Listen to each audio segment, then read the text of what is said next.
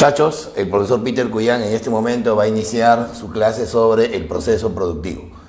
Evidentemente, la producción viene a ser la etapa determinante más importante del proceso económico de cualquier sociedad, sin distinguir la evolución de esa sociedad, sin distinguir el sistema político, jurídico que la sociedad pueda tener. Y por eso, bajo la óptica empresarial, bajo la óptica microeconómica, vamos a estudiar la función de producción como primer concepto, ¿ya? ¿Qué viene a ser una función de producción? Viene a representar la relación técnica, o sea, cuantitativa, la relación numérica entre los recursos utilizados y el producto resultante. Para obtener un producto necesitamos cierta dosis de recursos. Esa es la regla básica de la producción. Para obtener yogur necesito una cantidad de leche, de hongos, de aditivos, de botellas, de obreros, de ingenieros, de maquinarias, para obtener esa cierta cantidad. Esa relación numérica es lo que se conoce como la función de producción.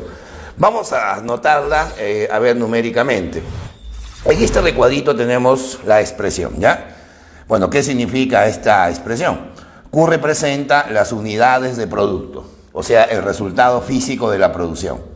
Que va a depender, esta F no significa nada, simplemente es una simbología que representa una función.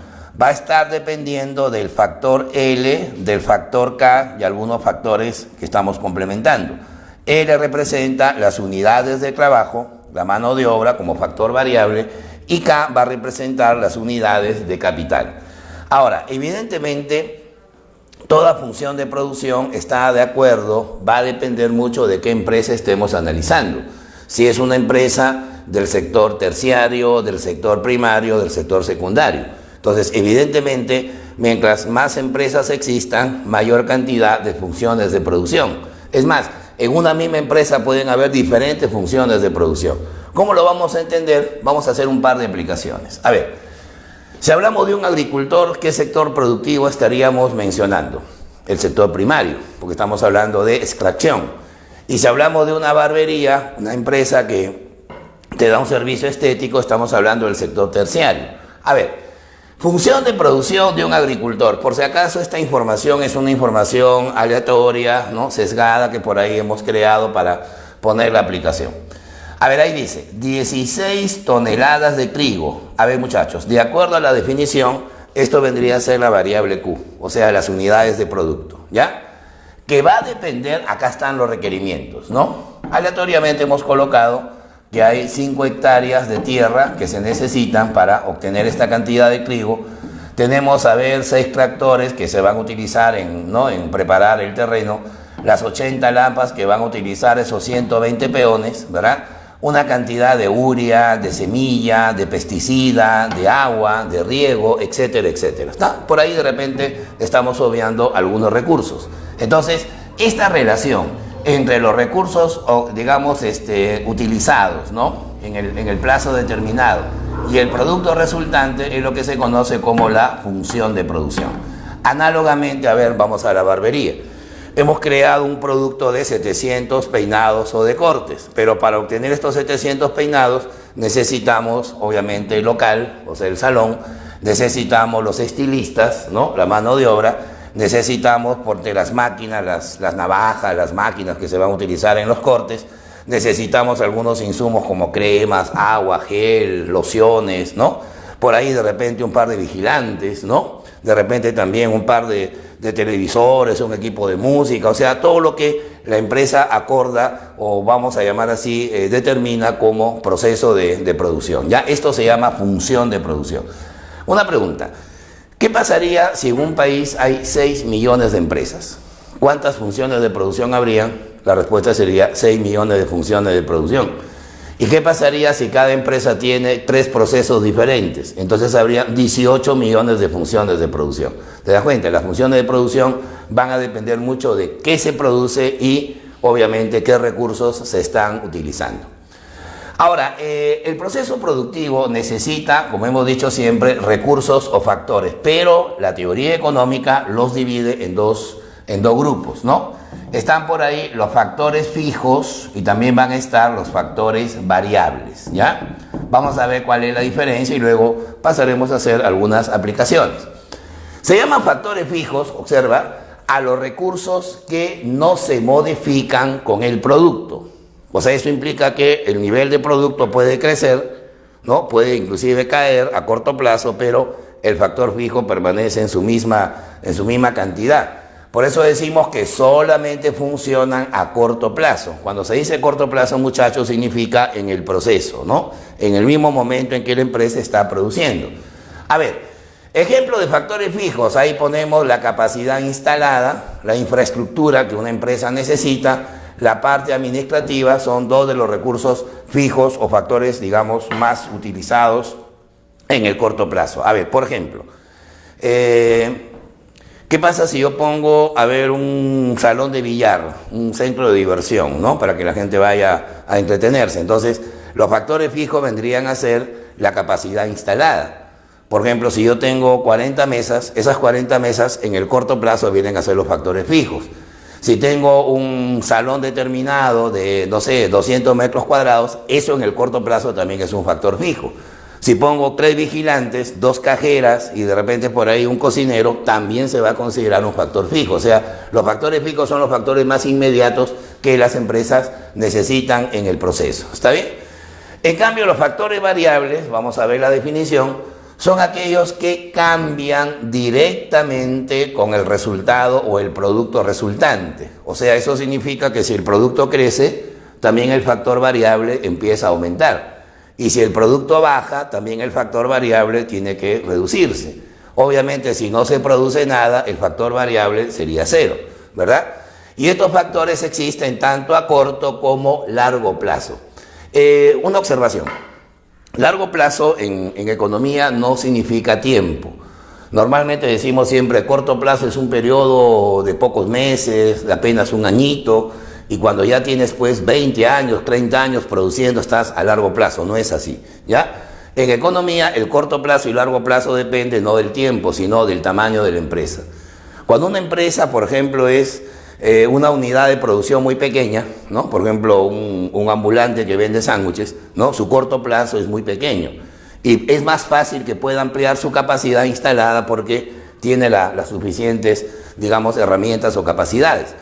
En cambio, cuando se trata pues, de una empresa ya consolidada, con procesos ya determinados, su largo plazo va a ser obviamente mucho más extenso, ¿no es cierto? Bueno, el factor variable, por ejemplo, sería la mano de obra directa, ¿no? O sea, los obreros, los operarios de la producción, los insumos, ¿no? O sea, las materias que vamos a transformar, los suministros. El término suministro se refiere a los elementos que complementan la producción. Por ejemplo, si yo vendo almuerzo, si vendo en mi restaurante comida, entonces las cajitas donde se lleva la comida o las propias bolsas, ¿no? Vienen a ser los suministros que van a complementar el proceso. A ver, vamos a un ejemplo. ¿Qué pasaría si yo tengo una empresa de tortas, una pastelería?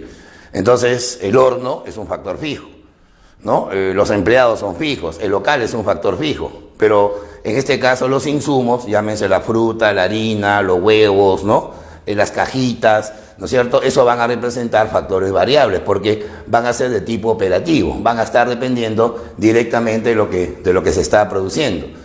¿Qué pasa si vendo cremoladas en la calle? Entonces el hielo, las frutas que voy comprando, los vasitos van a ser los factores variables. Se dan cuenta que los variables están comprometidos con la producción. Por ejemplo, ¿qué pasa si un restaurante es cerrado por evadir impuestos 90 días? Va a tener grandes problemas, porque va a tener que mantener factores fijos, o sea, costos fijos, pero sin embargo se va a deshacer de los factores variables, ¿no? Durante esos días probablemente no compre insumos, no utilice mano de obra directa, pero sí va a tener que pagar local, va a tener que pagar mantenimiento, ¿no? A los empleados que son, digamos, ya estables. Eso demuestra, pues, por qué hay esa diferencia entre los procesos con factores fijos y los procesos con factores variables. Ahora vamos a analizar el concepto técnico llamado productividad. ¿Está bien? La productividad se define como el rendimiento que aporta cada factor de la producción, o sea, lo que aporta cada recurso que estamos utilizando, ¿no es cierto? Vamos a ahora hacer un pequeño ejemplo, pero previamente vamos a establecer este parámetro, ¿está bien? La productividad va a depender de dos elementos. Primero, el nivel tecnológico, o sea, qué conocimientos tiene la sociedad, y segundo, el capital humano, ¿no? Cuando uno habla de capital humano no se refiere al trabajador o a los trabajadores, sino se refiere a cómo estos están preparados. O sea, yo puedo tener el conocimiento tecnológico, puedo tener la capacidad de infraestructura, de técnicas de producción, pero si la gente no está bien educada o preparada, entonces viene el problema de cómo hacemos para elevar la productividad, ¿no? ¿Se imaginan, a ver, muchachos, que tengamos un Estado con un Congreso, con un poder legislativo, donde los 130 parlamentarios todos sean doctores en derecho constitucional, preparados en leyes? Tendríamos pues un Congreso productivamente importante, ¿no? Pero cualquier mono con metralleta llega al Congreso, entonces hay poco capital humano, ¿no? Esa es una reflexión que podríamos ampliar, porque la palabra productividad se aplica a todos los niveles. A ver, un ejemplo. Tenemos dos empresas que producen conservas, a ver, Florida y Gloria. Florida produce 6.000 unidades, digamos 6.000 latas de atún, digamos, y Gloria también produce 6.000 latas de atún. O sea, si yo veo, la producción resulta siendo igual, ¿no? La cantidad físicamente es la misma. Pero Florida ha necesitado 6 operarios y 4 máquinas para hacer esta cantidad de latas, mientras que Gloria necesita un técnico menos y una máquina menos. Quiere decir entonces que si yo calculo, mi resultado sería el siguiente. La producción es la misma. Físicamente las dos producen 6.000. Pero ¿quién tendría mayor productividad? Lógicamente el resultado nos arroja que Gloria tendría mayor productividad. Porque si yo analizo, mientras aquí cada técnico, cada obrero produce 1.000 unidades, aquí cada uno produce 1.200. O sea, son 200 unidades más por cada trabajador. O sea, con un trabajador más habría hasta 7.200, ¿no? O sea, eso significa que una productividad al crecer necesariamente hace que la producción también aumente. Mientras cada máquina puede procesar 1.500 latas, aquí cada máquina puede procesar hasta 2.000 unidades, lo cual indica que de repente es una máquina con mejor nivel tecnológico, ¿no? Y de repente el capital humano acá está mejor capacitado, mejor resultado, mejor preparado. Ese es el factor que determina la productividad. Por eso los países, para elevar su productividad, necesitan educación, necesitan avance de conocimientos, necesitan preparación. Si esos 3 elementos se juntan, las economías pueden lograr el desarrollo. Productividades agrícolas. En Corea del Sur, 6 toneladas de arroz en 2 hectáreas de tierra. En Perú, 6 toneladas de arroz en 7 hectáreas. Obviamente los costos van a ser diferentes. Una empresa eleva su productividad, un país tiene más productividad y sus costos, tanto financieros como sociales, van a ser menores, ¿no es cierto? Bueno, pasemos ahora a ver la parte instrumental. La productividad se clasifica de esta manera, ¿ya? Está por un lado la productividad total, ¿ya? Que es el rendimiento absoluto, lo que rinde el total de factores utilizados. Luego viene la productividad media, que es el rendimiento unitario, el rendimiento promedio, que en este caso aporta cada factor. A ver, un pequeño ejemplo. Lo tenemos ahí en este caso de las 2 empresas de conservas. Aquí la productividad total sería 6.000 en cada caso. Pero, por ejemplo, en Florida, la productividad media sería 1.000 unidades por obrero. Y acá la productividad media, si divido 6.000 entre 5, sería 1.200, ¿no? Esa es la productividad media. ¿Cuánto sería la productividad media, por ejemplo, del capital? Sería 6.000, ¿no? Unidades entre 4 máquinas. Cada máquina rinde 1.500 unidades. Acá sería 6.000 unidades entre 3 máquinas. Cada máquina rinde 2.000 unidades. Siempre la productividad media es un promedio, ¿ya? Un promedio, digamos, unitario. Luego viene la productividad marginal. Esta es, muchachos, la que ustedes realmente deben interesarles. ¿Por qué? Porque la productividad marginal nos indica cuál es el rendimiento de la última unidad de trabajo. O sea, en cristiano, lo que rinde el último trabajador, lo que rinde el último trabajador que hemos utilizado. Para allá la productividad marginal tenemos la siguiente relación. A ver, observemos. Este triangulito significa variación, ¿ya? El cambio, variación de la productividad total. Por ejemplo, si tú producías 100 camisas y mañana produces 125, tu variación sería 25, ¿no? Esa es variación. Variación es cambio o incremento. Y abajo pondríamos la variación de la mano de obra. Si tú empleabas 7 obreros y ahora empleas 9, la variación sería 2. ¿Ya? Siempre la productividad marginal se calcula sobre el último trabajador. ¿Ya? Ahora, ¿por qué la productividad marginal es la más importante? Porque justamente hay una ley que explica este fenómeno. Se llama la ley del rendimiento decreciente. ¿Ya? Vamos a tratarlo de explicar ahora con un ejemplo, una aplicación. ¿Ya? Pero la ley del rendimiento decreciente es bien concreta. Dice, a mayor uso del factor variable, o sea, a más unidades de trabajadores, la productividad marginal necesariamente debe disminuir, ¿ya? O sea, eso significa que así como los consumidores nos saturamos cuando no utilizamos cierta cantidad de productos, también el factor fijo de las empresas se tiende a saturar. Es como que yo diga, ¿no? Si en una fábrica hay 20 máquinas y solamente pongo un operario, ese operario no va a tener mucha capacidad de producción porque faltaría gente, faltaría mano de obra. Si agrego un obrero, la producción va a ir subiendo. Un obrero más, es más, la lógica sería que si hay 20 máquinas, deberían haber 20 obreros. Pero ¿qué pasa si pongo 100 obreros? Entre ellos se estorbarían. Entonces, el exceso de mano de obra haría que el producto marginal, el producto adicional, tienda a reducirse. ¿Está bien? Bueno, vamos a aplicar estos 3 conceptos, muchachos, a través de este cuadrito sobre algo que hemos creado por ahí, una cevichería, ¿no? Donde esto representa el número de sudados, ¿no? La cantidad resultante son los sudados que produce el restaurante. A ver, L significa trabajo, mano de obra, ¿ya? Esto es productividad total de la mano de obra. Esto es la productividad media y esto es la productividad marginal. Veamos. Obviamente, si no hay ni un empleado, no hay ni un cocinero, esto sería 0.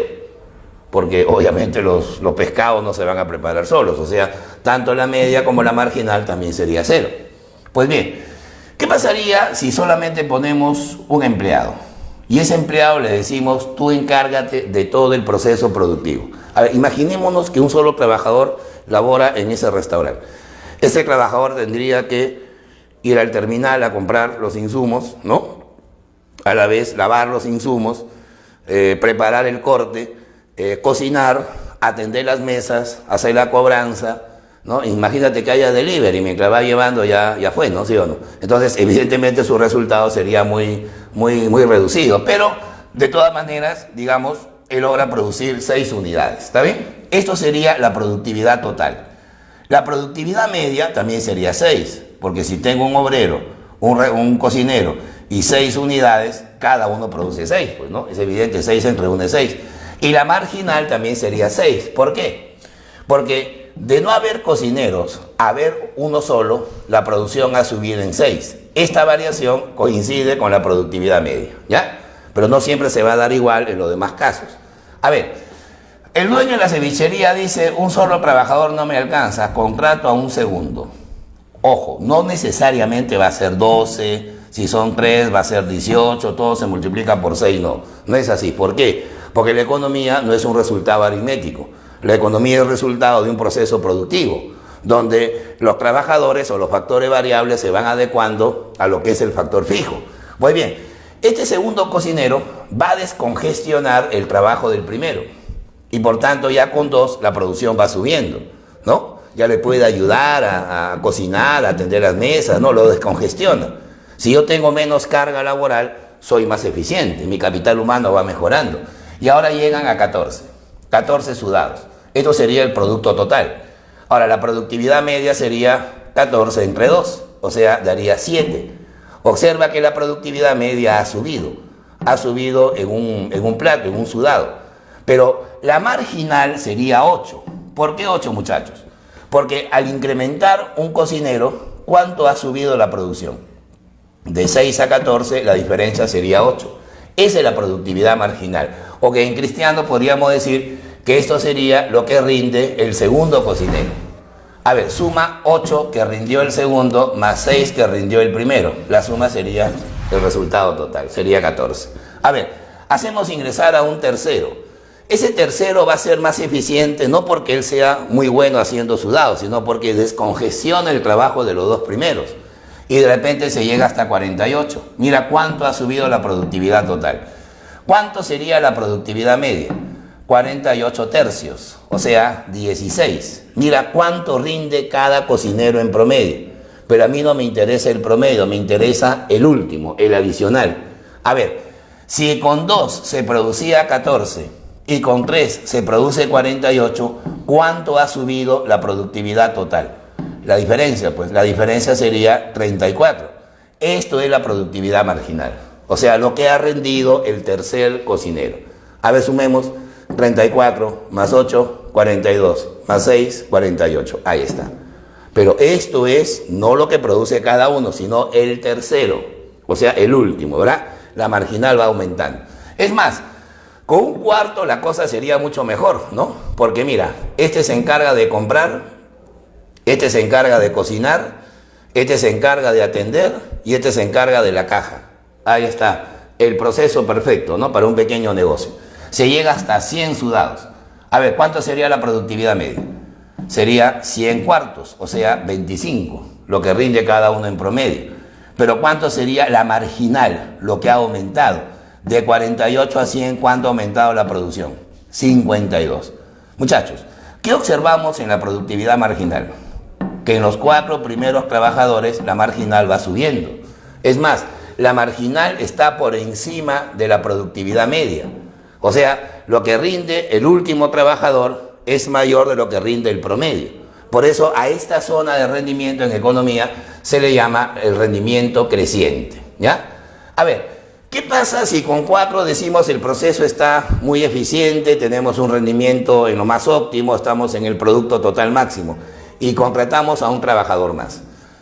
Este trabajador obviamente ya no va a poder comprar, ni cocinar, ni atender la caja, pero puede complementar el trabajo de alguno de ellos, pero no va a ser tan directamente productivo.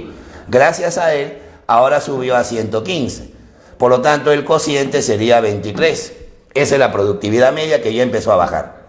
Y lo que más va a bajar es la marginal, porque la marginal sería el aumento de 100 a 115, o sea, solo 15 sudados. Ya no rinde el quinto tanto como el cuarto. ¿A qué se deberá eso? ¿Calidad de la mano de obra o proporciones? La respuesta sería proporciones, ¿sí o no? Es más, agregamos un cesto. Ya, el cesto pues para que, no sé, cambie el sencillo, ¿no? Baldee el restaurante, lave los platos. Se llega a 120. La media sería 120 entre 6, o sea 20. Pero mira cuánto ha subido la producción, solo 5. Observa que la marginal, que había aumentado tan rápido, se empieza a caer también con bastante rapidez. Por eso decimos que el rendimiento pasa a ser ¿qué?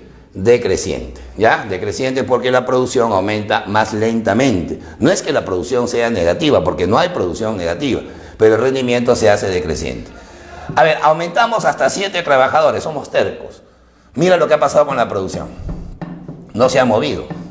La productividad media, mira cuánto ha bajado, hasta salen decimales, 17 con su yapa, ¿no? 17,2, pero la marginal sería 0. ¿Qué significa decir que la productividad marginal es 0? Que la producción no ha aumentado. O sea que este trabajador es solamente un invitado, es el que está filmando el proceso, ¿no? ¿Sí o no? Ahora, como somos tercos, agregamos un cocinero más. Este señor entró con hambre, porque mira la producción cuánto ha bajado, a 112. La marginal sería el cociente, que es la media sería 14 el cociente, y la marginal sería menos 8. Observa que la productividad marginal ya es negativa, en el sentido que ese trabajador sería ya nocivo para la producción. Y si agregamos el 9, el 10, el 11, imaginémonos cómo terminaría el proceso. A todo esto se le conoce con esta denominación, la ley del rendimiento decreciente, ¿correcto?